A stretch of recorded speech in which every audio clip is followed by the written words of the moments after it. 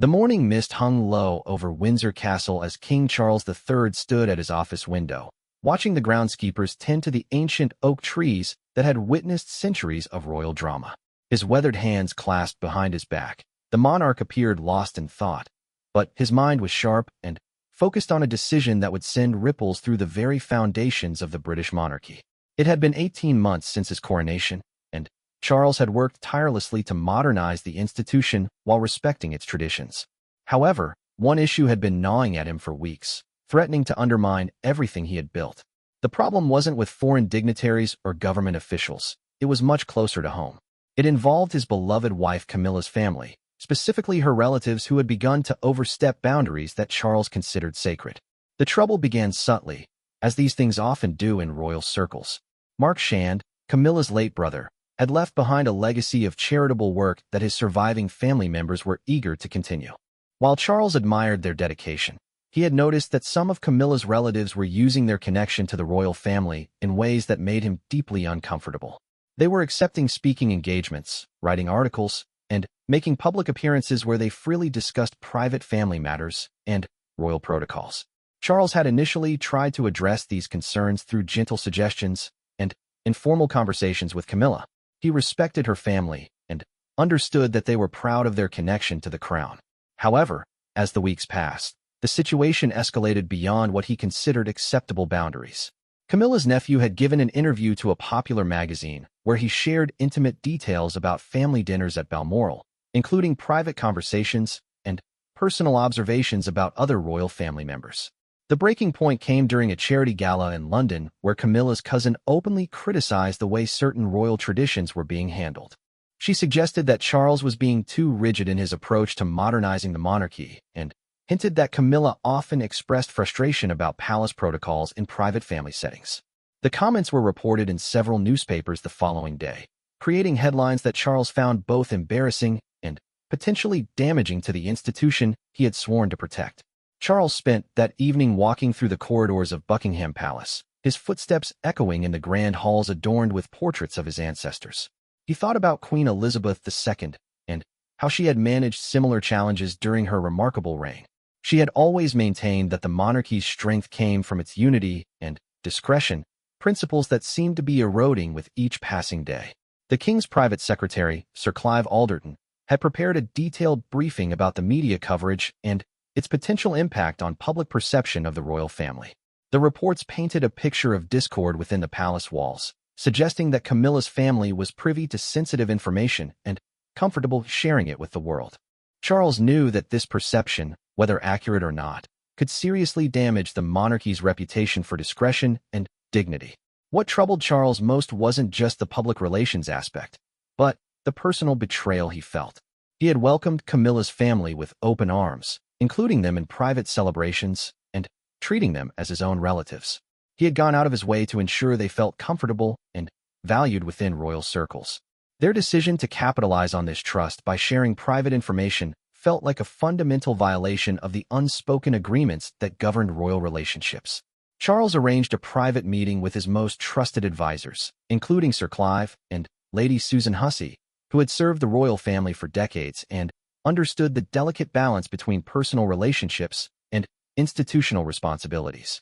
The meeting took place in the king's private study, a room filled with books, personal photographs, and artifacts from his travels around the Commonwealth. During this crucial meeting, Charles outlined his growing concerns about the situation with Camilla's relatives.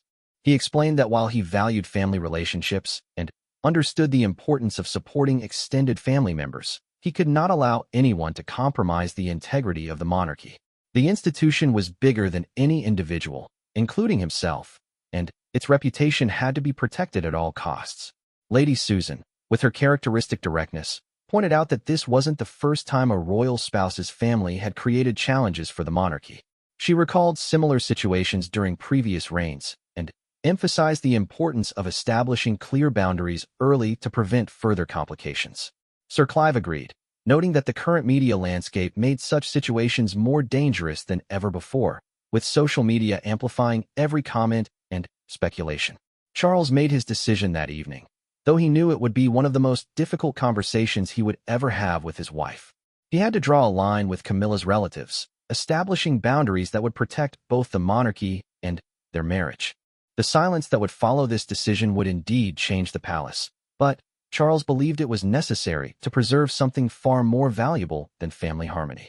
As he prepared for the conversation with Camilla, Charles reflected on the weight of his crown and the responsibilities it represented.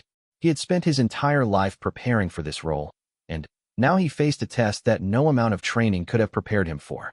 He had to choose between keeping peace within his extended family and protecting the institution that millions of people around the world looked to for stability and continuity. The clock in his study struck midnight as Charles finally made peace with his decision. Tomorrow, he would begin implementing changes that would fundamentally alter the relationship between the royal family and Camilla's relatives. He understood that this decision might cause temporary tension, but he believed it was essential for the long-term health of the monarchy. The morning would bring difficult conversations and potentially lasting consequences, but Charles felt confident that he was making the right choice. He had learned from the mistakes of previous generations and was determined to ensure that the British monarchy would continue to serve its people with dignity and discretion for generations to come. The following morning arrived gray and overcast, matching the somber mood that had settled over King Charles as he prepared for what would become one of the most challenging days of his reign. He had requested a private breakfast with Queen Camilla in their personal quarters at Clarence House, away from the usual formal dining arrangements and the ever-present staff who attended to their every need. Camilla entered the breakfast room wearing a simple navy dress, her demeanor cheerful as she greeted her husband with a warm kiss on the cheek. She had no idea of the storm that was about to unfold, having spent the previous evening reading and catching up on correspondence from various charitable organizations she supported. Charles watched her pour her morning tea, noting the grace and ease with which she had adapted to royal life over the years. Charles had rehearsed this conversation multiple times in his mind, but as he sat across from his wife, the words felt heavier than he had anticipated. He began carefully, explaining that he had been monitoring the media coverage of their family and had growing concerns about the direction things were taking. Camilla initially appeared puzzled, setting down her teacup and giving him her full attention. When Charles specifically mentioned the recent magazine interview and the charity gala comments, Camilla's expression shifted from confusion to understanding, and, finally, to a defensive posture that Charles had rarely seen from her.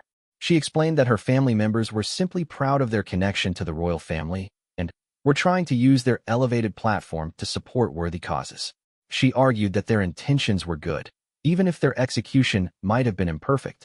Charles listened patiently to her perspective, acknowledging her family's genuine desire to contribute positively to society.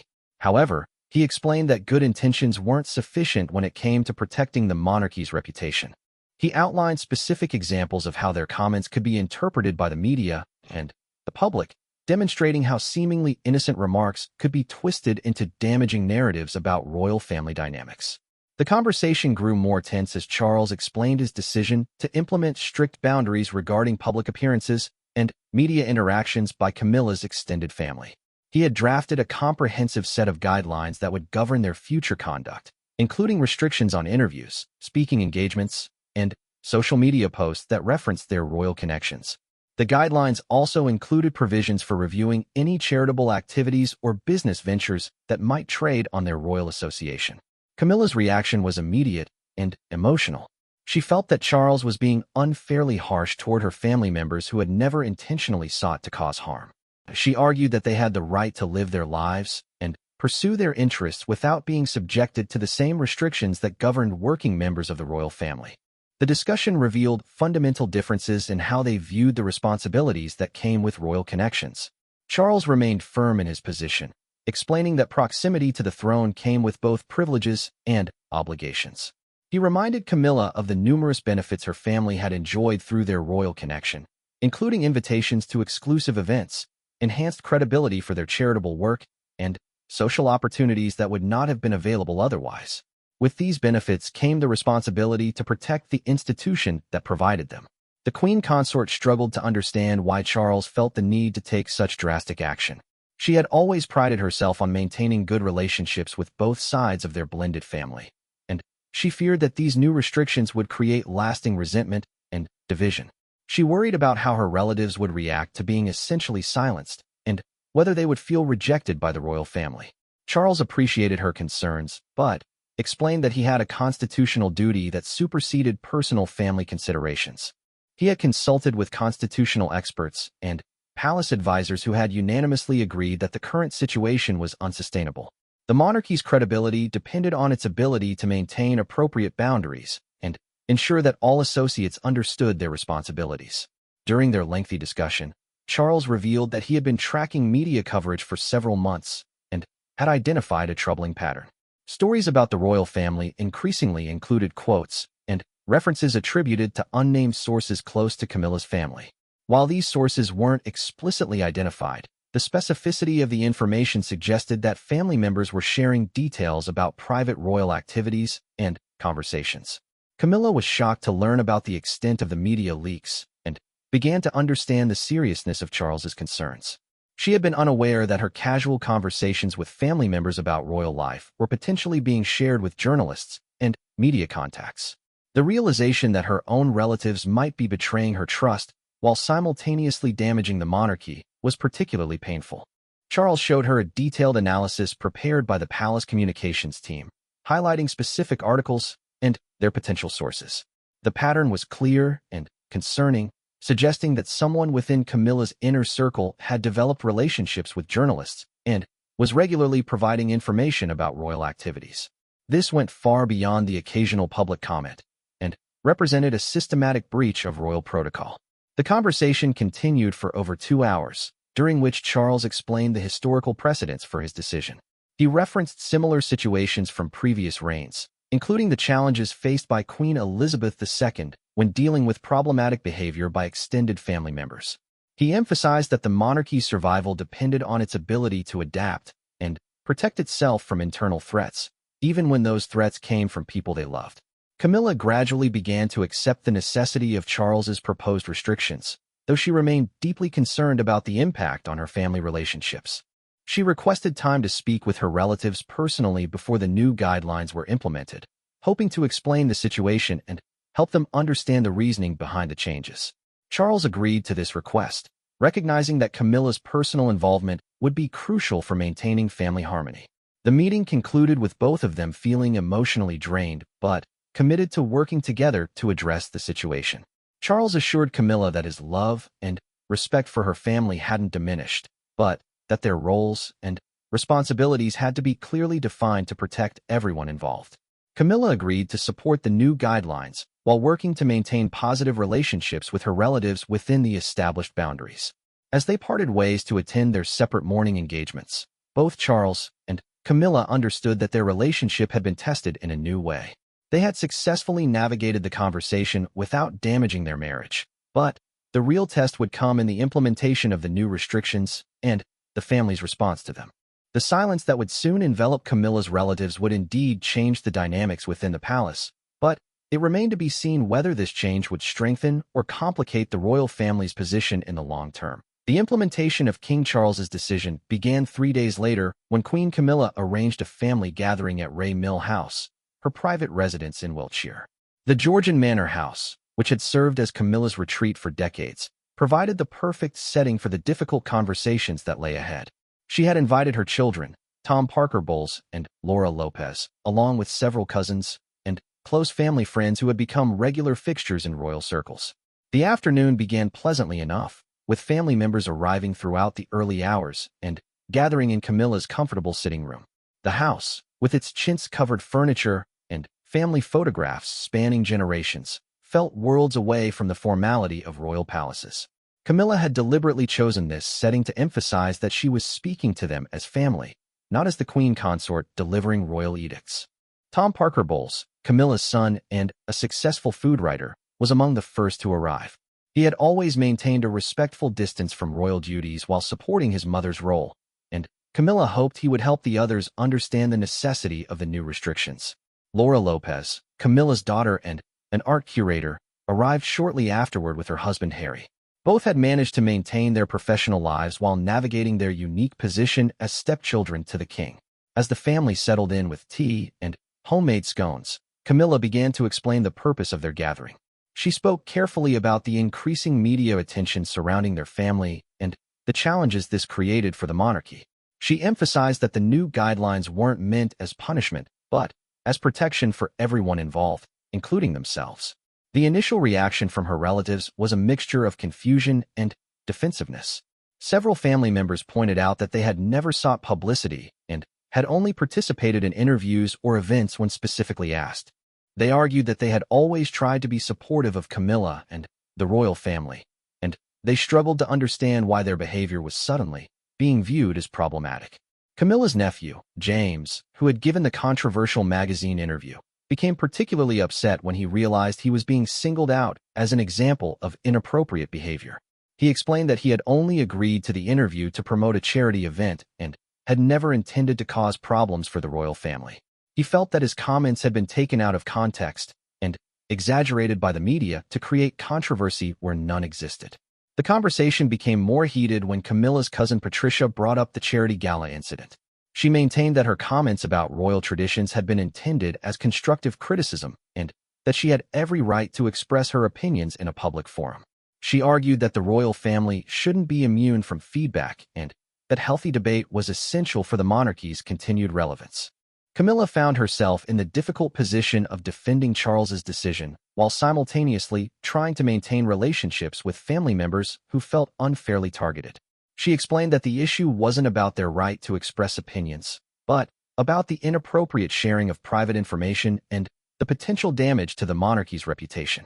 She reminded them that their connection to the royal family came with both privileges and responsibilities.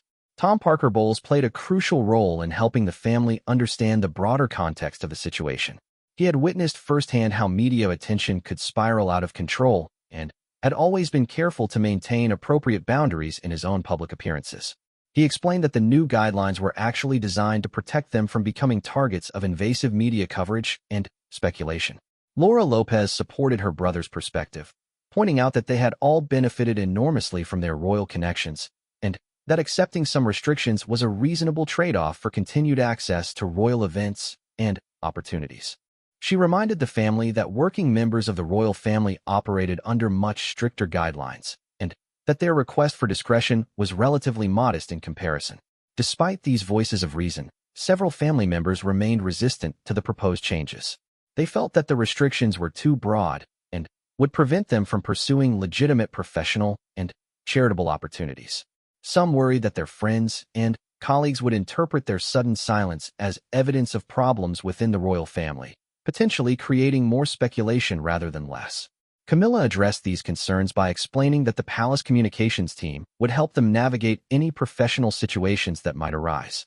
They would be provided with approved language for declining interview requests or explaining their reduced public presence. The goal was to create a graceful transition rather than an abrupt cutoff that might generate additional media interest. The discussion continued well into the evening, with family members gradually coming to terms with the new reality. Camilla emphasized that their relationships with her and Charles weren't changing, but that their public roles needed to be more carefully managed. She assured them that they would still be included in family celebrations and private gatherings, but that their interactions with the media would need to be significantly reduced. One of the most difficult aspects of the conversation involved addressing past breaches of trust. Several family members were forced to acknowledge that they had perhaps been too casual in their conversations with friends and acquaintances who might have connections to journalists. They began to understand how seemingly innocent comments could be transformed into damaging headlines and speculation about royal family dynamics. Charles had provided Camilla with specific examples of media coverage that had been traced back to her family's comments, and sharing these examples helped illustrate the seriousness of the situation. The family was shocked to see how their words had been twisted and amplified, creating narratives that bore little resemblance to their original intentions. As the evening progressed, the tone of the conversation gradually shifted from defensive to accepting.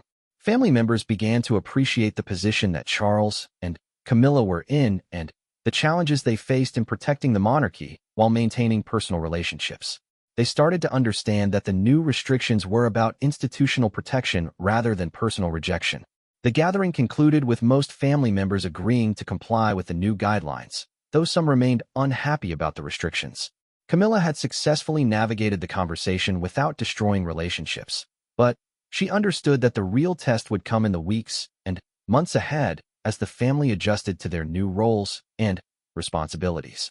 The silence that would soon characterize Camilla's family's public presence was already beginning to take shape. The conversations at Ray Mill House had established the foundation for a new approach to royal family management, one that prioritized institutional protection while attempting to preserve personal relationships.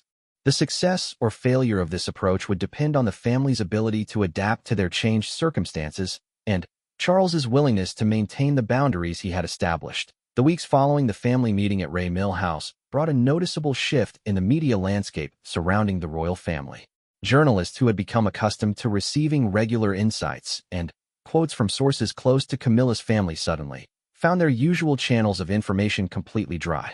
The silence was so complete and immediate that it began to generate its own form of speculation and intrigue within royal correspondence circles. King Charles monitored this transition carefully from his private office at Buckingham Palace, receiving daily briefings from Sir Clive Alderton about media coverage and any attempts by journalists to circumvent the new restrictions. The palace communications team had implemented a sophisticated monitoring system to track mentions of the royal family across traditional media, social media platforms, and online publications, allowing them to quickly identify and address any potential breaches of the established boundaries. The first real test of the new system came when a prominent royal biographer approached Tom Parker Bowles for an interview about his mother's role as queen consort. The request came through his literary agent and was presented as a prestigious opportunity to share insights about Camilla's adaptation to royal life and her impact on the monarchy. Under the previous arrangement, Tom might have considered such a request, but he now declined immediately and reported the approach to the palace communications team. Similarly, Laura Lopez received an invitation to participate in a documentary about royal patronage of the arts, which would have been a natural fit for her professional background as an art curator. The invitation was flattering and came from a respected production company, but Laura understood that accepting would violate the new guidelines. She politely declined and suggested that the producers contact the palace directly if they wanted royal participation in their project. These early tests demonstrated that Camilla's family was taking the new restrictions seriously, but they also revealed how difficult the adjustment was proving to be for some family members.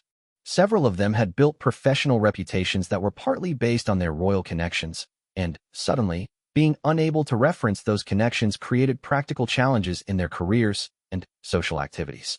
Charles recognized these difficulties and arranged for the palace to provide discreet support where appropriate.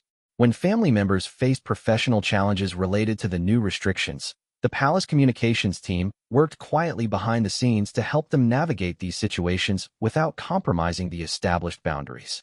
This support included providing alternative explanations for declined opportunities and helping to maintain professional relationships that might have been affected by the changes. The most significant challenge came from an unexpected source when a major publishing house approached several family members simultaneously with lucrative offers for tell-all books about life within royal circles. The offers were substantial enough to be genuinely tempting, particularly for family members who had seen their professional opportunities reduced by the new restrictions. The publishers made it clear that they were particularly interested in behind-the-scenes insights and personal anecdotes about the royal family's private activities. Camilla's nephew James found this situation particularly difficult to navigate. He had been struggling financially even before the new restrictions were implemented, and the book offer represented a significant financial opportunity. He confided in his aunt about the approach, expressing his frustration with the constraints that seemed to be limiting his ability to support his family. This conversation tested both his loyalty to Camilla and her commitment to Charles's established boundaries. Camilla brought James's situation to Charles's attention during one of their regular private discussions about family matters. She explained the financial pressures he was facing and asked whether there might be some way to help him without compromising the integrity of the new restrictions. Charles appreciated her concern but remained firm in his position that any exceptions to the guidelines would undermine their effectiveness and potentially encourage other family members to seek similar accommodations. Instead, Charles arranged for James to receive confidential career counseling from palace contacts in the business community, helping him identify professional opportunities that didn't rely on his royal connections. This approach addressed the underlying financial concerns while reinforcing the principle that family members needed to build independent careers rather than trading on their royal associations.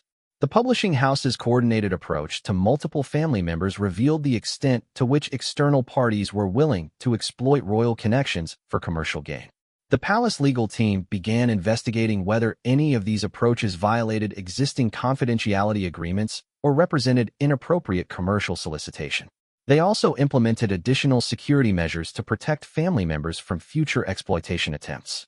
During this period, the relationship between Charles and Camilla faced its most significant test since the implementation of the new restrictions. Camilla struggled with the balance between supporting her husband's institutional responsibilities and maintaining her family relationships.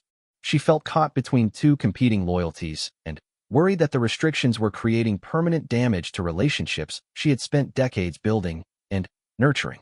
Charles recognized the strain that Camilla was experiencing and made efforts to provide additional emotional support while maintaining his position on the restrictions.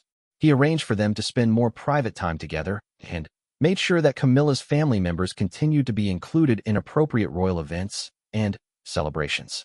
He wanted to demonstrate that the restrictions were about public behavior rather than personal rejection. The palace also began receiving feedback from Commonwealth representatives and foreign diplomatic missions about the reduced media presence of Camilla's family. Some had interpreted the sudden silence as evidence of internal royal family problems, while others praised the increased discretion as a sign of improved royal protocol. Charles realized that managing international perceptions would require careful communication about the changes without explicitly acknowledging that restrictions had been implemented. Meanwhile, media organizations began developing new strategies to compensate for their lost sources of information about royal activities. Some increased their surveillance of royal properties and public appearances, while others began cultivating relationships with palace staff and extended royal family members who weren't subject to the same restrictions. This increased scrutiny created additional security and privacy challenges that the palace had to address. The success of the new restrictions became evident when several major royal stories broke during this period without any contributions from Camilla's family. Previously, such stories would have included multiple quotes and insights from unnamed sources close to the queen consort, but the coverage now relied entirely on official palace statements and observations from royal correspondents. This shift demonstrated that the boundaries were working as intended, even if they created other challenges. As the first month under the new system concluded, Charles felt cautiously optimistic about the results. The media coverage of the royal family had become more focused on official activities and less on speculation about internal dynamics. However, he also understood that maintaining these boundaries would require ongoing vigilance, and that the real test would come during major royal events when media attention intensified and the temptation to share information would be greatest. 6 months after implementing the restrictions on Camilla's family, King Charles stood once again at his office window in Windsor Castle. But this time his demeanor reflected a man who had successfully navigated one of the most challenging decisions of his reign. The autumn leaves were falling gently in the castle grounds, and Charles could see visitors taking guided tours, their faces filled with the same wonder and respect for the monarchy that he had dedicated his life to preserving. The transformation in media coverage had been remarkable and largely positive. Royal correspondents had been forced to focus on official engagements, charitable activities, and substantive policy matters rather than relying on speculation and unnamed sources for their stories. This shift had elevated the quality of royal coverage and restored much of the dignity that Charles felt had been eroded by the constant stream of behind-the-scenes gossip and commentary. The palace communications team presented Charles with a comprehensive analysis of media coverage from the 6 months since the restrictions were implemented.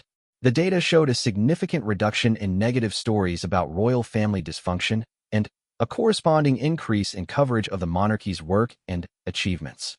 More importantly, there had been virtually no breaches of the established boundaries by Camilla's family members, demonstrating their commitment to the new arrangement despite its personal costs. Queen Camilla had emerged from the challenging period with enhanced respect from both Charles and the broader royal household. Her ability to manage the family transition while maintaining her own public role had demonstrated remarkable grace under pressure. She had successfully balanced her loyalty to her family with her duty to the crown, proving that she could handle the complex responsibilities that came with her position as queen consort. The relationship between Charles and Camilla had actually strengthened during this period, as they had worked together to address a significant challenge to their marriage and the monarchy. The experience had tested their communication skills and mutual respect, and they had emerged more unified in their approach to royal duties and family management. Charles had gained a deeper appreciation for Camilla's diplomatic skills, while she had developed a better understanding of the constitutional pressures he faced as sovereign. Camilla's family members had largely adapted to their new roles, though some adjustment challenges remained. Tom Parker Bowles had actually benefited professionally from the clear boundaries, as his food writing and television work were no longer overshadowed by speculation about his royal connections. He had established himself as a respected culinary expert in his own right, and the reduced royal association had enhanced rather than diminished his credibility in food circles. Laura Lopez had similarly found that the restrictions had forced her to build stronger independent professional relationships in the art world. While she occasionally missed opportunities to discuss royal art collections and patronage, her work as a curator had gained recognition based purely on her expertise and professional achievements. The clear separation between her family connections and her career had ultimately strengthened her position in the competitive art establishment. Other family members had faced greater challenges adapting to the new restrictions, particularly those who had relied more heavily on their royal connections for professional opportunities.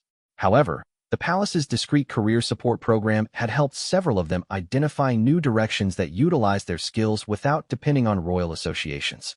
Some had discovered talents and interests they hadn't previously explored, leading to unexpected personal and professional growth. The financial temptations that had initially seemed so threatening had largely disappeared as publishers and media organizations realized that Camilla's family was no longer available as a source of royal information. The coordinated book offers and interview requests had stopped entirely, reducing the pressure on family members to choose between financial opportunities and family loyalty. This elimination of external pressure had actually made compliance with the restrictions much easier to maintain. International reaction to the changes had been overwhelmingly positive, with Commonwealth representatives and foreign diplomatic missions praising the increased professionalism and discretion of royal communications. Several constitutional monarchies in other countries had requested briefings about the palace's approach to managing extended family relationships, viewing it as a model for their own institutions. Charles had received private letters of support from former British prime ministers and senior political figures who appreciated the decisive action he had taken to protect the monarchy's reputation. They understood the constitutional importance of maintaining clear boundaries and praised his willingness to make difficult personal decisions in service of institutional integrity. The success of the restrictions had also had unexpected benefits for other members of the royal family. Prince William and Catherine had noticed reduced media speculation about their activities, as journalists could no longer rely on unnamed sources to fill gaps in their coverage. This had allowed them to maintain greater privacy around their family life, while still fulfilling their public duties effectively. Princess and other working royals had also benefited from the improved media environment, with coverage of their activities focusing more on their charitable work and public service rather than personal speculation. The overall effect had been to elevate the public perception of the royal family as a whole, demonstrating the wisdom of Charles's decision to prioritize institutional protection over personal convenience. As Charles reflected on the events of the past 6 months, he felt confident that he had made the right decision despite its personal costs. The monarchy was stronger, his marriage was more secure, and the royal family's public image had been significantly enhanced. The silence that had initially seemed like such a drastic step had indeed changed the palace, but in ways that supported the institution's long-term health and stability. Looking toward the future, Charles understood that maintaining these boundaries would require ongoing vigilance and periodic adjustments. The media landscape continued to evolve, and new challenges would inevitably arise that would test the effectiveness of the restrictions. However, the success of the past 6 months had provided a strong foundation for managing future situations with confidence and clarity. The transformation had been complete, and the palace had emerged stronger for having faced and overcome the challenge. Charles had demonstrated that even the most difficult personal decisions could be managed successfully when they were guided by clear principles and implemented with careful consideration for all parties involved. The silence that had once seemed so threatening had become a source of strength, proving that sometimes the most powerful action a leader can take is knowing when and how to draw the line.